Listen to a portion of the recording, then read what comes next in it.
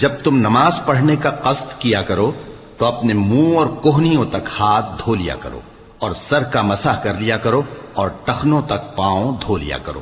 اور اگر جنابت کی حالت میں ہو تو نہا کر پاک ہو جایا کرو، اور اگر بیمار ہو یا سفر میں ہو یا کوئی تم میں سے بیت الخلا سے ہو کر آیا ہو یا تم نے عورتوں سے مقاربت کی ہو، پھر تمہیں پانی نہ مل سکے تو پاک مٹی لو اور اس سے منہ اور ہاتھوں کا مسح یعنی تیمم کر لو۔ اللہ تم پر کسی طرح کی تنگی نہیں کرنا چاہتا، بلکہ یہ چاہتا ہے کہ تمہیں پاک کرے اور اپنی نعمتیں تم پر پوری کرے تاکہ تم شکر کرو۔